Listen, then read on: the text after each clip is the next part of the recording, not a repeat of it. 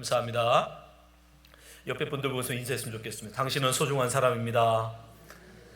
당신은 소중한 사람입니다. 예. 그거를 영어로 뭐라고 그래요? Your VIP. 예. Very important person. 그게 VIP예요, 여러분. VIP. 당신은 VIP입니다. 아멘. 예. 여러분들은 저에게 VIP입니다.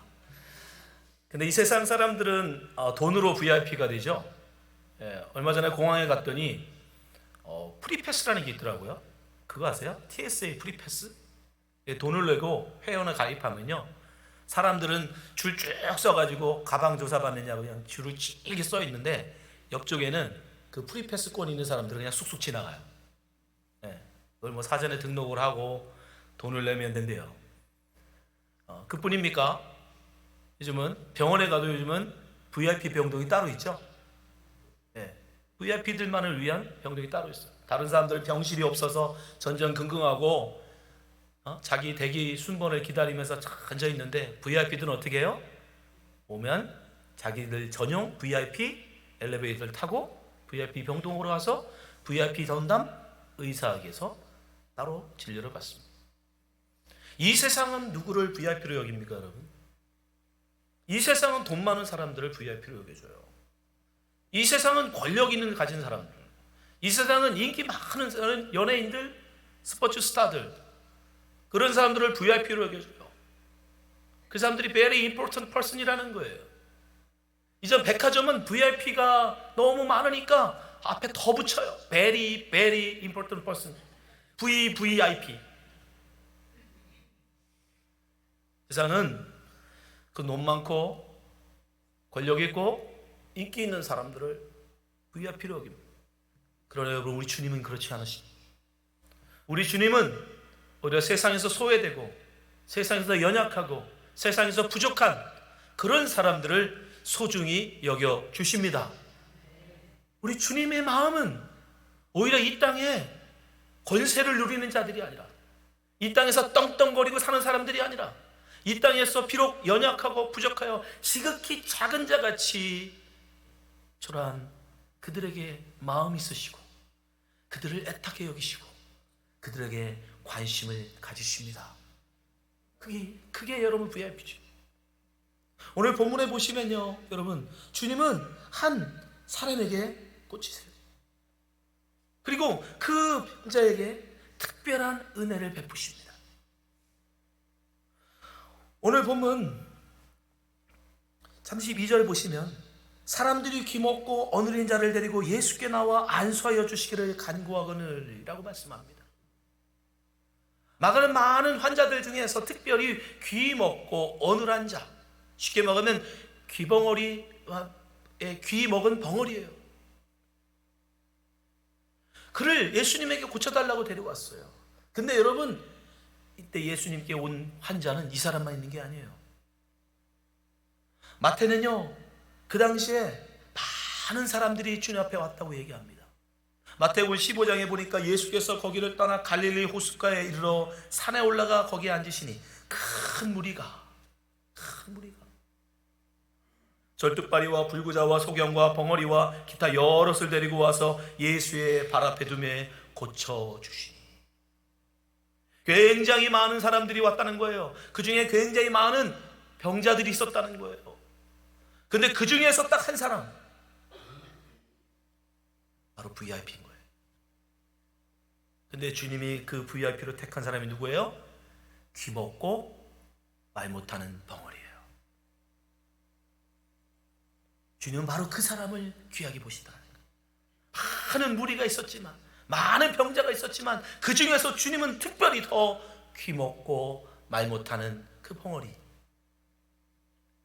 그를 어떻게 하셨습니까? 33절에 보니까 예수께서 그 사람을 따로 데리고 무리를 떠나서, 많은 무리들 중에서 그 사람만 특별히 따로 데리고 가셨어요. 마치 VIP 병동이 일반 병동하고 분리되어 있는 것처럼, 많은 환자들 속에서 세상은 VIP들만 따로 떼어서 치료하는 것처럼, 예수님은 많은 병자들 중에서 이 벙어리, 이 기멀고 말 못하는 이 벙어리를 따로 데리고 가셔서 또 특별한 치유를 하십니다. 어떻게 치유하세요? 손가락으로 그 양귀에 넣으시고 침을 뱉어 손에 쥐고 그 손을 그 입에 넣어서 그를 고쳐주십시오. 이런 치유는 없어요. 정말 주님은 이 벙어리를 뭐 하고 있는 거예요? VIP로 여겨주시는 거예요. 그러나 여러분, 귀먹고 말 못하는 벙어리가 어떤 존재입니까? 세상에서 존경받는 사람이 아닙니다. 세상에서 천한 취급받고, 심지어 여러분, 이스라엘의 회중, 이스라엘의 그 총회에 귀먹은 자는 들어가지 못해요. 눈먼 자는 들어갑니다. 소경은 이스라엘 총회에 들어갈 수 있는데 귀먹은 사람은 못 들어가요. 왠지 아세요? 하나님의 말씀을 들을 수 없기 때문에, 율법을 들을 수 없는 사람이기 때문에. 소경은 비록 눈은 보지 못해도 말씀은 들을 수 있기 때문에 그 사람은 이스라엘의 총회에 넣어줘요. 회당에 갈 수 있어요. 그러나 여러분, 귀먹은 사람은 그 총회에도 못 들어갑니다. 그러니까 그 사람은 사회적으로 존경받지 못하고 가난할 뿐 아니라 종교적으로도 여러분 존중받지 못하는 사람이에요. 이스라엘의 총회에 가입도 못하는 사람이에요. 그러니까 그 사람은 유대인 취급도 못 받는 거예요. 근데 주님은 바로 그 사람을 귀히 여겨주시더라는 거예요. 우리의 마음은 이 세상은 돈 많은 사람, 권력 있는 사람, 사회 보통 사람들보다 더 뛰어나고 더 잘나고 더 훌륭하다고 하는 사람들을 very important person으로, VIP로 여겨주지만 우리 주님은 오히려 반대로 세상에서 낮고 천한, 종교적으로 인정받지 못하는 사람들로부터 소외대응하고 무시받고 멸시받는 지극히 작은 자, 지극히 연약한 자, 그를 귀히 여겨주시더라는 겁니다. 그러면서 주님은 제자들에게 당부하시죠. 마태복음 25장에 보니까 이렇게 주님 말씀하십니다. 내가 진실로 너희에게 이르노니 너희가 여기 있는 내 형제 중에 지극히 작은 자 중에 하나에게 한 것이 곧 내게 한 것이니라. 형제들 중에서, 형제들에게 잘해야 되겠지만 그 형제들 중에서도 지극히 작은 자, 그에게 한 것이 곧 내게 한 것이니라. 예수님의 마음이 어디에 있다는 거예요? 예수님이 지금 누구를 바라보고 계시다는 거예요? 예수님에게 누가 가장 소중하다는 거예요? 지극히 작은 자. 세상에서 존중받는 자가 아니에요. 세상에서 훌륭하다고 인정받는 사람이 아니에요. 세상에서는 비록 천할지라도, 세상에서는 비록 미천할지라도, 세상에서는 가난할지라도, 세상에서는 아무도 알아주지 않을지라도 지극히 작은 자를 주님이 바라보십니다. 주님이 귀하게 보십니다. 여러분, 주님의 VIP 되시기 바랍니다. 세상의 VIP 되려고 노력하지 마세요.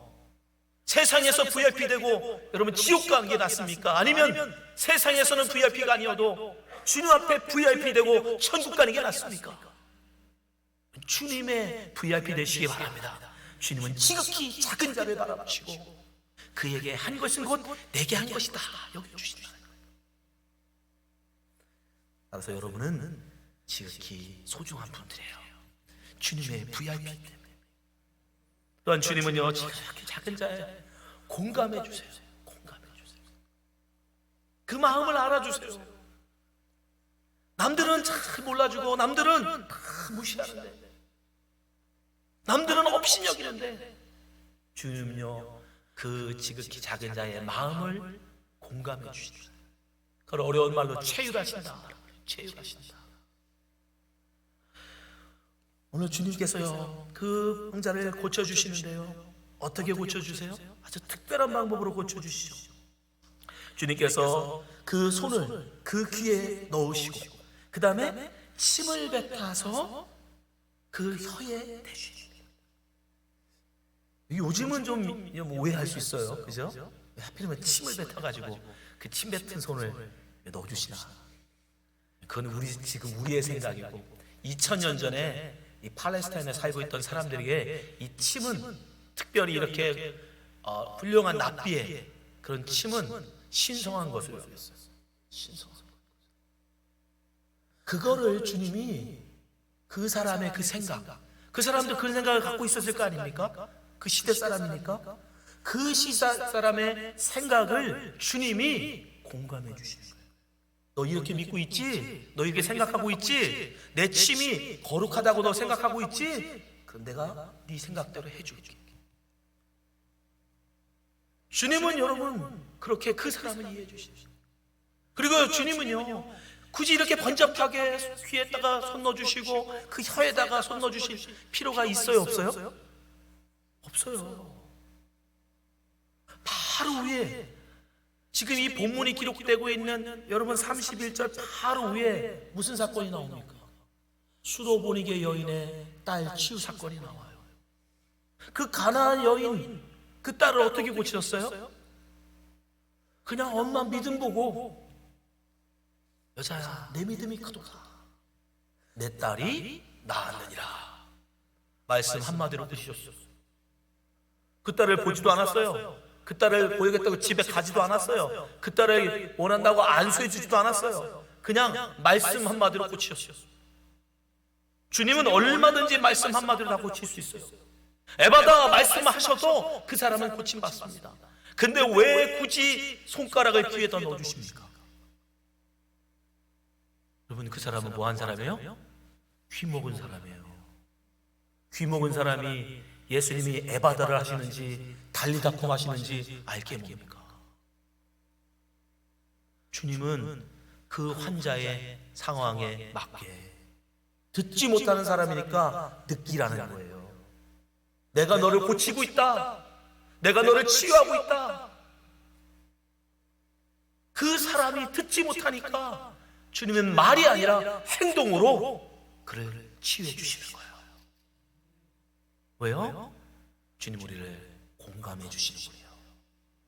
내가 뭘 원하는지, 내가 지금 어떤 마음이지, 내가 어떤 상황에 있는지 주님은 다 아십니다. 그래서 그 사람 맞게 들을 수 있는 사람에게는 말로 하지만 들을 수 없는 자에게 주님은 그가 느낄 수 있도록 주님이 고쳐주시죠.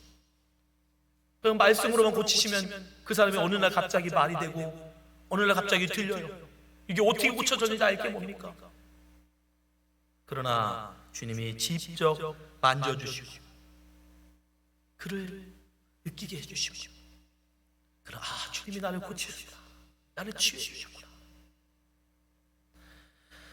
그뿐이 아니에요. 또 주님은요 34절에 보니까 주님께서 고치실 때 에바다라고 말씀을 선포하시기 전에 먼저 뭐라고 하면 하늘을 우러러 탄식하셨다. 하늘을 우러러 탄식하셨다. 여기서 이 탄식하다는 단어는 딱 여기 한 번만 나옵니다. 다른 데는 나오진 않아요. 근데 이 탄식하다라는 본래 뜻이 뭐냐면 답답하다는 뜻이에요. 답답하다. 답답하다. 왜요? 여러분 주님이 왜 지금 답답해 하십니까? 바로 귀 먹고 말 못하는 그 사람의 심정을 주님이 아시기 때문에. 여러분 상상해 보세요. 들리지도 않는데 말도 못하는 그 벙어리의 삶이 어땠을까? 여러분 우리는 그냥 누가 말을 하면 남들이 10마디 하면 한마디만 해가지고 답답하잖아요. 그죠? 한마디 대답하는 것도 답답해. 남들이 10마디 하면 한 100마디를 해야 좀 속이 후련하잖아요. 남들이 10마디를 해도 한마디를 못해. 아니 심지어 뭐라고 하는지도 몰라. 얼마나 답답해. 그 말 못하고 답답하게 닫혀있는 그 벙어리의 심정, 그 심정을 지금 주님이 체휼하시는, 공감하시는, 그래서 지금 하늘을 우러러 탄식하시는 거예요. 답답한 가운데 외치시는 시민인 거예요. 거기서 터져나오는 말이 에바다. 아람어예요. 아람어. 열려라. 그 묶였던 것들이 풀려라. 그 답답했던 것들이, 꽉 막혀있던 것들이 뚫려지라는 거예요. 주님은 먼저 치유하시기 전에 에바다라고 해서 그 귀를 열어주시고 그 입을 열어주시기 전에 먼저 그 사람의 그 답답한 마음, 그 벙어리의 그 괴로운 마음 함께 체휼해 주시더라고요. 공감해 주시더라고요. 얼마나 큰 위로입니까?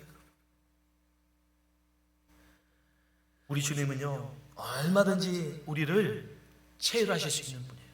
공감하실 수 있는 분. 예수님은 하나님이시지만 그러나 육신을 입고 우리와 똑같은 아픔을 경험하신 분이에요. 히브리서 4장 15절에 보면 이렇게 말씀합니다. 우리에게 있는 대제사장은 우리의 연약함을 체휼하지 아니하는 자가 아니요. 두 번 부정입니다.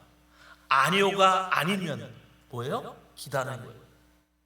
그러니까 체휼하지 아니하는 자가 아니오라는 건 그분은 우리를 체휼하시는 분이라는 거예요.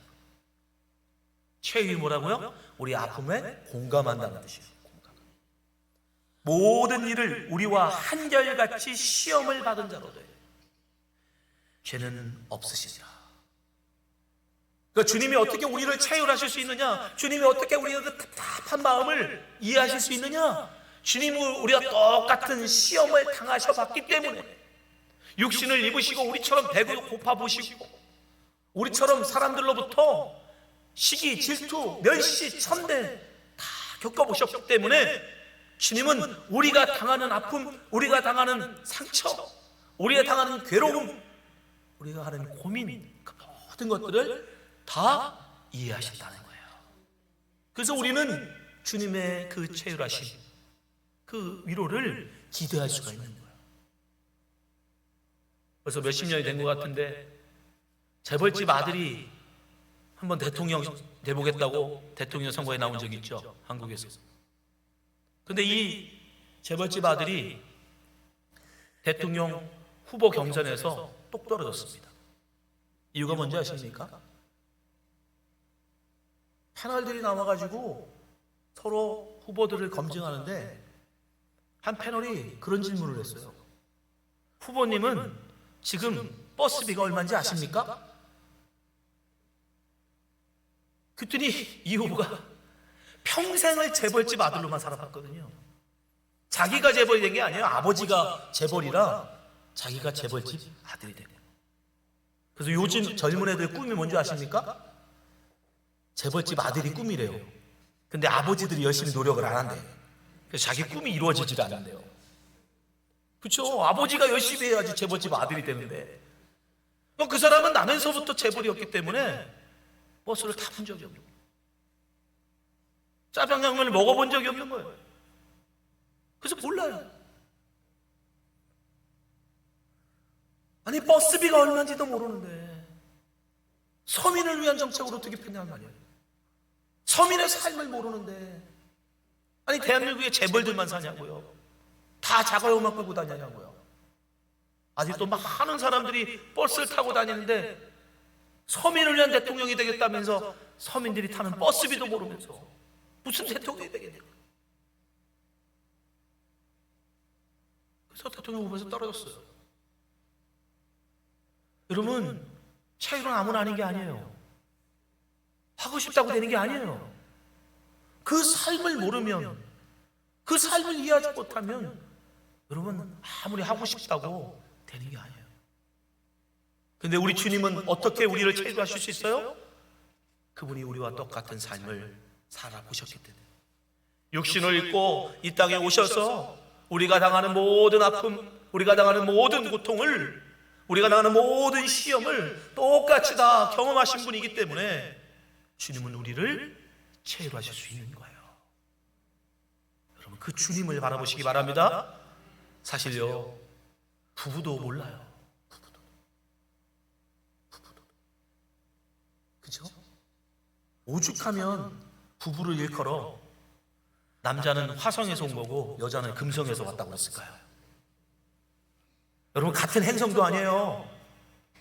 남자는 저 화성에서 오고 여자는 금성에서 와서 지구라는 곳에 같이 살고 있는 거래요. 지금 뭐라는 거예요? 서로 외계인이라는 거예요. 외계인. 그냥 혹시 남편이 이해 못하걸라 이 사람이 외계인이라 그래 라고 생각하세요. 아내분이 여러분을 몰라주걸라 그렇게 생각하시면 돼. 아, 이 여자가 외계인이지 금성에서 왔어. 여러분, 부부도 몰라요. 30년이 아니라 100년을 살아도 여러분 이해할 수가 없어요. 체험해 줄 수가 없어요. 그런데 이웃은 여러분 알까요?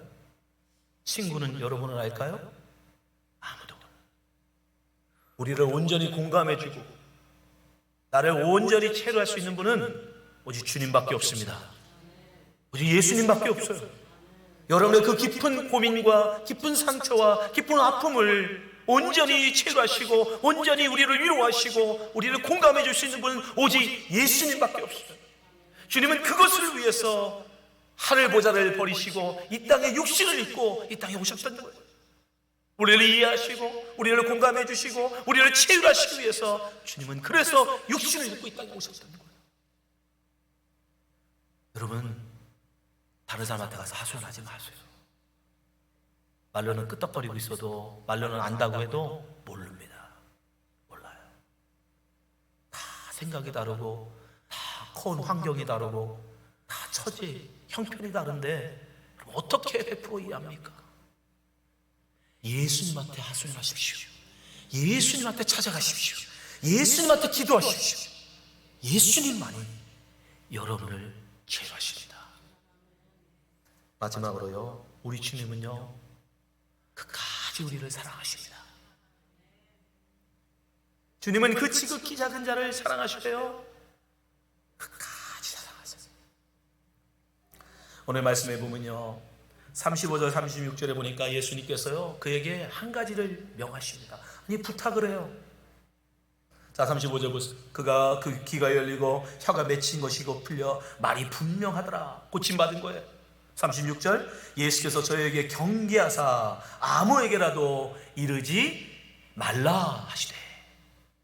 경계하사가 무슨 뜻이냐면 엄히 명하다. 요즘 말로 하면 뭐예요? 신신당부하다. 신신당부하는 거예요. 절대 어디 가서 뭐 하지 마라?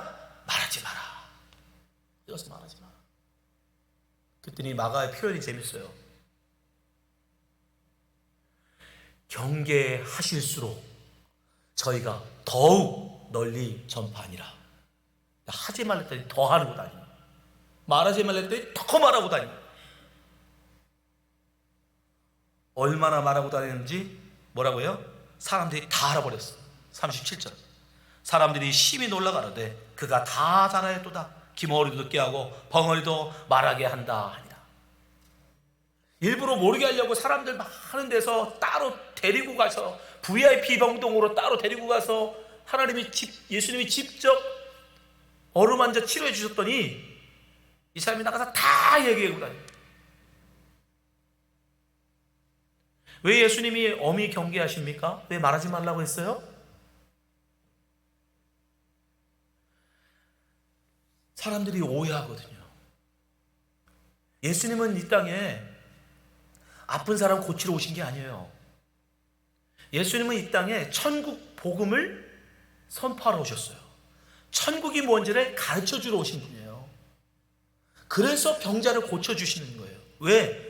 병자라는 것, 환자라는 것, 지금 여기 장애가 있다라는 건 뭐예요? 원래 하나님이 지으심은 장애 없는 온전한 몸이었죠. 근데 장애가 생겼잖아요. 뭔가 고장이 났고 뭔가 병이 났잖아요. 그래서 주님이 치유해 주시는 거예요. 고쳐주시는 거예요. 다른 말로 회복시켜 주시는 거예요. 원래 하나님이 지으신 대로 창조의 그 모습대로 회복시켜 주시는, 그게 치유예요. 그게 고쳐주시는 거예요. 왜? 그게 천국이다. 우리의 이그러지고 깨지고 무너져버린 하나님이 원래 지으셨던 에덴, 그 모습 속에서 죄라고 하는 것이 들어와서 우리가 관계가 다 깨어지고 하나님과의 관계가 깨어져 버리고 그 사회 가운데 서로 사랑하고 서로 존경하고 서로 아껴줘야 되는 이런 모든 것들이 다 깨어지고 이그러져 버렸잖아. 이것을 회복하는 거, 그래서 모두가 서로 사랑하며 살아가는 거, 그게 하나님의 나라다. 그래서 그 이그러진 거를 고쳐주신 거라고요. 치유해 주신 거예요. 그래서 병자 고쳐주신 거예요. 근데 사람들은 어떻게 해요? 와, 예수님 오셨대. 무슨 병도 다 고친대. 가자. 밥 먹을 시간도 없이 사람들이 밀려 들어오는 거예요. 우리가 흔히 하는 말 있잖아요. 밥 먹느냐고 문을 잠깐 닫으면 뭐라고 그래요? 왜 앞에 사람은 고쳐주고 나는 안 고쳐주냐고. 사람 차별하냐고. 나 돈 없다고 차별하냐고. 그리고 그 시대 사람이라고 안 했겠습니까? 그 누구는 고쳐주고 누구는 안 고쳐줄 수 없는 거예요. 그 많은 무리들을 밥도 못 드실 만큼 그렇게 고쳐주죠. 근데 이 사람이 나가서 또 얘기하니까 어떻게 돼요? 더 많이 오지, 더 많이. 설마 나면서부터 안진뱅인 내가 나를 고치겠어? 그건 안 되겠지. 근데 소문이 나니까 다. 그래서 주님은 그렇게 오해할까봐 엄히 경계하셨다. 신신당부하셨다. 절대 어디 가서 말하지 마라. 근데 그러면 그럴수록 더. 근데 여러분 그거 아세요? 이게 지금 처음이 아니에요. 마가복음에만 벌써 4번째예요. 8장에 가면 한 번 더 나와요.